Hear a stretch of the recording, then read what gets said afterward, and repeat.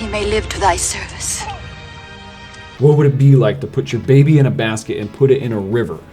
Like, that's nuts. Sounds crazy. That sounds like a terrible plan. Right. Hey everybody, I'm Sam and this is Tom. We're both elders in a Messianic congregation. That's right, we're going to react to Moses in film because of this special Passover resurrection season, and we're gonna look at it from a Messianic perspective. Let's go. There's an interesting note about the basket. So in Hebrew, the word for the basket there is the same word as the word ark. There's this connection where the ark ends up being saving humanity through Noah and his family. Yeah. And then Moses is saved through the ark, and then he ends up saving Israel from Egypt. So it's kind of this subtle thing that you lose in English, but it's actually there in the Hebrew. What do the entrails say? They don't say anything. They imply, and that's open to interpretation. So interpret them, we'll win or we won't in a preemptive attack. It's a yes or a no. And it's not clear.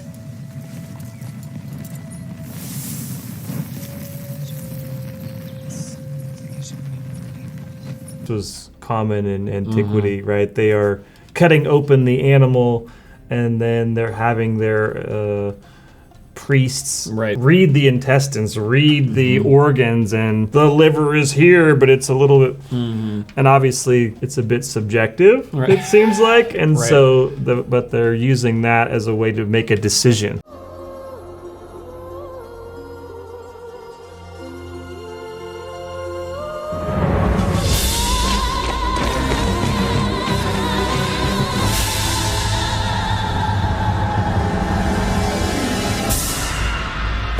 This is Moses' realization that this is what happened to his people. I mean, it's kind of hard to see in the biblical text. Like, Yeah. to what extent does he know he's Jewish? Right. And to what extent does he not? Right. So I think when you watch different films about this story, it's kind of all over the place. It's a commentary, basically. Yeah, right? You know, once you put it on film, you kind of have to weigh in and say, all right, he always knew, he didn't know. I'm fine with how they did it in that sense, because like I said, you do have to just make a decision. Slaves are mine. Their lives are mine. All that they own is mine. I do not know your God, nor will I let Israel go. Who are you to make their lives bitter in hard bondage?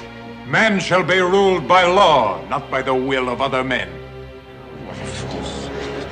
Who is this God that I should let your people go? Moses and Aaron went up against, you know, the priests that were in Pharaoh's household, right? And they were able to replicate some of the things that they brought until it got to a point where they couldn't anymore. And so there was this, you know, this defeating of the gods of Egypt. So you're seeing this warfare, spiritual warfare in the natural. What you see in the Tanakh or the Old Testament is spiritual warfare happens in the natural. Right. And this story of the plagues and coming out of Egypt is a really poignant example of that. Yeah, it's in your face. These other gods have some sort of power, right? They're not fake, they're not just pretend, they're actually conjuring up things like you were saying in the first couple plagues, right? They're able to turn water to blood, they turn a staff into a serpent. But then what you see, this consistent pattern is that our God, the one true God, the God of Abraham, Isaac, and Jacob, who's the creator God, he's more powerful. And that's what we're celebrating this season as we're celebrating his death, his resurrection, right? And then outpouring the Spirit. We're celebrating that he is powerful, that he defeated death.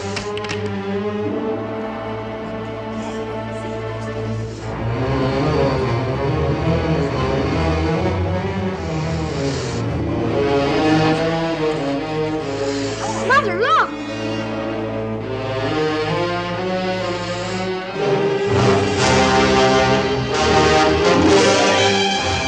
Janice, do you see?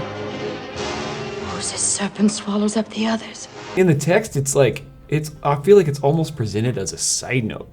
And then Moses' staff swallowed up the others. Right? And then like the other guys don't make a big deal, like the bad guys don't make a big deal out of it. I mean, I'd been like, oh, snap! I thought that scene was pretty good. And taken from the text, because there is this, he says in Exodus, like, who is this God? I don't know this God, the Yud He Vav He. Who is Adonai? Right. And so he's like, well, I'll show you who he is, you know, and then that's really the story of the plague. It says that so that the world would know, so that Egypt would know. And there's also this part with the plagues and the deliverance where Israel's kind of getting to know the Lord For also. sure.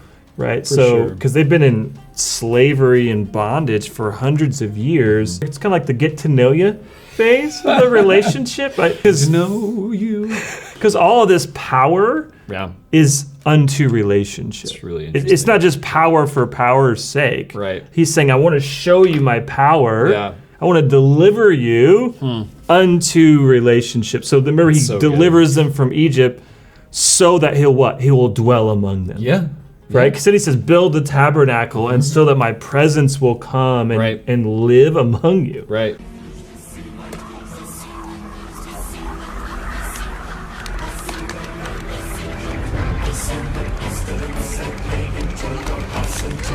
Just think about frogs. Have you ever smelled a dead frog?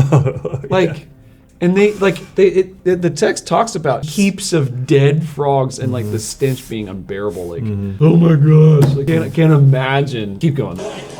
Hail, boils,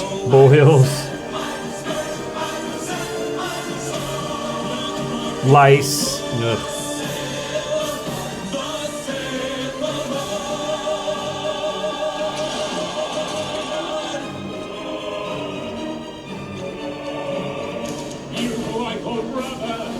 How do you feel about Moses and Pharaoh being brothers? Yeah, I mean, it's similar to like, when does he find out that he's Jewish, or was he circumcised? Was he not? I mean, you have all these questions. So many that's hard to know. So, I think it works really well in the film. It makes it super dramatic. But there are so many questions when it comes to the Exodus story, and who's the Pharaoh, and there's all this debating on dating and but I think it's in the spirit of the text. I think it's there.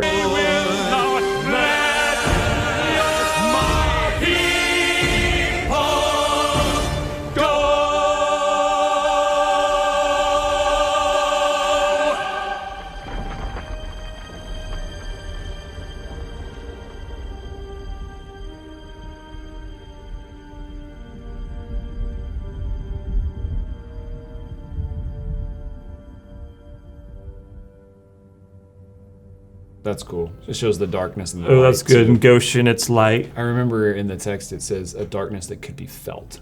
Right? You're like, oh, man. That's not a good thing. That's not a good darkness. One thing that they do really well in this sequence is portraying Pharaoh's hardness and stubbornness, getting greater and greater throughout the plagues. I have imagined, like, what was Moses feeling and thinking? Was there this, like, wrestle and, like... I think that's one of the things that is challenging about this story for people when you think about it, because imagine, like, even today, like, right, if the Lord is like, okay, some of his prophets or some of these men of God called down plagues on a group of people in order to set another group of people free. I mean, that would be challenging for people to be like, oh, God wouldn't do that, like, and yet there's a huge theme in Scripture, which is salvation and deliverance through judgment. Right. Oh, for sure. Up until the very end of the book, where what does the Lord do when he returns? He brings judgment, and through that judgment, he brings salvation. And now actually you have worldwide plagues at the end of the book in Revelation we see that are actually very paralleled and similar to the plagues poured out for sure in Egypt. So I mean, this story isn't just some story, right? I mean, this is the context for the cross, context for the resurrection, and it's also the context for the very end of the story. We slaughter a lamb, and mark their doors and their doorposts tonight with its blood. Why? Pity the lambs if I'm wrong. If I'm right, We will bless them for eternity. That was a good question. Good question. Why? Why?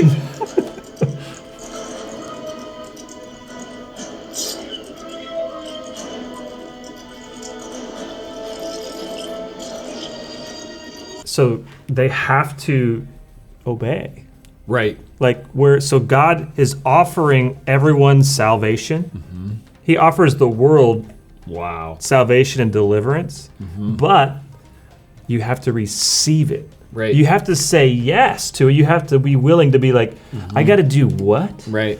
Yeah, you got to receive that blood. Right. Even just that. Something that we can just breeze past while we're reading the scripture. Like, they had to kill a bunch of lambs, right? Even that, like, it's costly, but salvation is costly. You have to obey, you have to submit. It might sound odd, it might sound weird, it might sound counterintuitive, but that's the way. Walk in it. And under his wing shalt thou trust. Though we stand in the shadow of death, the Lord is our God. The Lord is one. So the Shema there, Shall be thy Deuteronomy shield chapter and 6. buckler. Shield us through this night of terror, O King of the universe.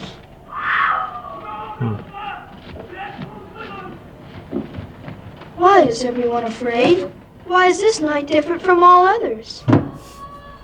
Because this night the Lord our God will deliver us from the bondage of Egypt. Put yourself in the shoes of the slaves. And there's that question of, like, you would be thankful that God was, killing the bad guys. Right. So that you could be delivered from the bad evil guys. and the horror. Right. You think of, Nazi Germany or something like that. You were glad the Allies came in and bombed Right. and sent in the troops, stormed the beaches in Normandy. And, it's hard to see, and yet it's also this, for salvation to come, there has to be judgment and consequences, or else the evil will just keep going. The evil is not going to stop. Evil has to be brought to justice. But it's still hard to. Oh, I mean, death is just hard. Right. They made it difficult hearing the screams. And, I think it's very possible that you could hear the screams, because it does talk about like there were Egyptians who were in their midst, it says. And so it's hard to know in the text, does that mean they're neighbors? Right. Or does that mean that they were working alongside them, or they were servants, or I don't know, but like it does, I mean, Goshen's separate, and yet there are times where it does talk about how Egyptians would be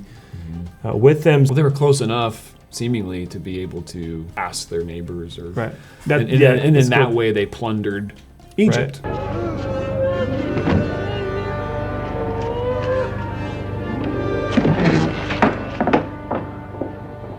If it is not forbidden to look upon the breath of pestilence, then see, for it is here. Do not look, Eleazar. Close the door, Joshua, and let death pass. It's intense. Yeah, you either inside or you weren't. I don't think he was running around. I don't think so. I think if they feared God, they were inside their doors. Yeah. Especially Joshua. Quick question for you, Tom. Why Viking hats?